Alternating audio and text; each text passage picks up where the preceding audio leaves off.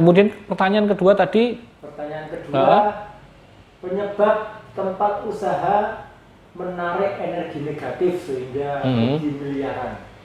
Oke, berarti di sini ada kisah seseorang itu ya. Jadi tempat usahanya itu tiba-tiba. Berarti dulunya tempat usaha itu udah omsetnya miliaran begitu? Iya. Miliaran per bulan atau per tahun? Sebenarnya per tahun ya? Oke. Berarti per tahun.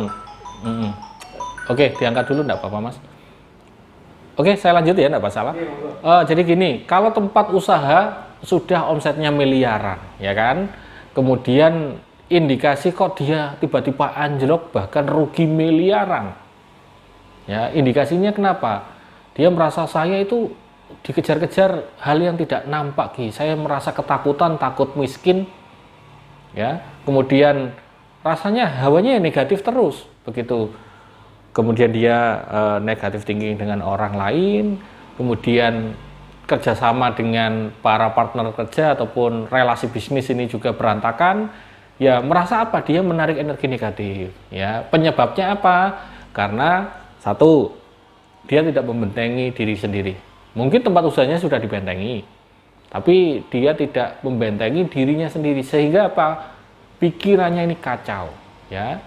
Jadi ini penjelasan penting untuk saudaraku semuanya.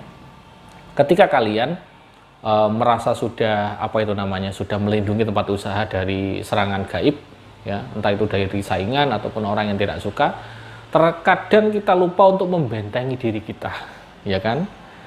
Kalau yang diserang diri kita berpikirnya selalu negatif, kemudian kemerungsung, ini bahasanya apa ini kemerungsung?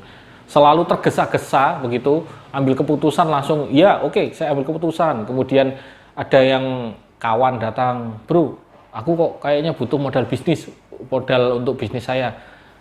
Langsung ngutangin, tiba-tiba dibawa kabur. Ya, ini kan rugi. Ya, akhirnya apa? Jadinya ruginya miliaran. Ini saya pernah kisah ini saya juga tahu Mas, bahwa omsetnya sudah miliaran per tahun, tiba-tiba dia tahun kedua dia berubah sebaliknya 180 derajat, dia ruginya miliaran.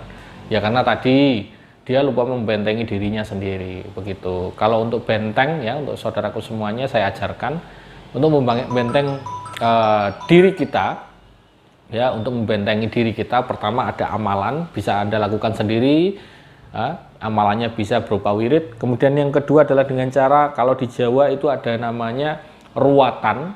Kemudian yang ketiga, kalau di tempat saya ada cara praktis agar Anda terbebas ataupun terlindungi dari hal-hal negatif. Itu yang bisa Anda lakukan, begitu. Itu solusinya ya? Betul, solusinya kita harus bentengi diri dulu.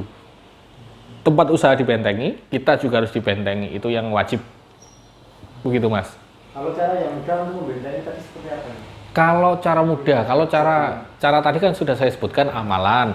Amalan itu kita butuh istiqomah. Jadi satu hari kita kerjakan, besok kita kerjakan, besoknya lagi kita kerjakan, ya belum tentu ada hasilnya. Yang namanya istiqomah kan ada di dalam hati Mas. Begitu, ada di dalam hati kita. Kalau kita sudah khusyuk, ya, istiqomah itu kan, ya insya Allah ada reaksinya. Itu kalau yang amalan. Kalau dari cara praktis ya kita harus membentengi secara langsung. Saya ada sarana spiritual biasanya saya berikan kepada orang yang mau membutuhkan atau yang membutuhkan, begitu, dipakai untuk membentengi. Itu baru bisa, begitu Mas. Itu praktisnya. Siap. Ini ada pertanyaan berikutnya Nggih, monggo. Apakah omset usaha yang turun itu bisa jadi dikarenakan serangan gaib oleh saing kita ya? Oke, jadi pertanyaan itu saya jawabnya ya tentu bisa saja. Ya. Tapi saya selalu mengatakan sama banyak orang, jangan langsung menjudge ataupun kita mengarahkan argumen kita. Tempat saya kok tiba-tiba sepi bagus, tiba-tiba omsetnya turun, anjlok, hutang saya banyak. Ini pasti gara-gara tetangga saya ini pasti gara-gara saingan saya. Ya, bukan langsung seperti itu. Saya bicaranya mungkin karena dari luar, gitu kan ya. Jadi kalau saya sendiri, kita bercermin dulu ya, bercermin apa yang salah dengan usaha kita. Mungkin tempat kita kotor, mungkin tempat kita kalah promosi, itu pasti ada ya. Mungkin tempat kita kalah marketingnya, wong saingan kita sudah pakai pemesanan online, Anda masih saja doprok di satu tempat tuh gitu kan ya, ya tetap kalah. Seperti itu. Kita harus bercermin terlebih dahulu, apakah memang kita semuanya sudah benar atau tidak. Andai kata kok sudah benar, tiba-tiba ada kejadian yang di luar nalar kita, tiba-tiba muncul di tempat usaha, ya contoh ayam geprek yang tiba-tiba sudah digoreng kok berdarah mancur gitu, kan ini nggak wajar. Nah ini bisa indikasi tempat usaha Anda ada serangan dari gaib di luar ataupun yang ada di tempat itu. Ya solusinya tetap jelas, dibersihkan terlebih dahulu, pastikan sudah bersih, dibentengi, baru ditingkatkan energinya gitu Mas ya. Iya.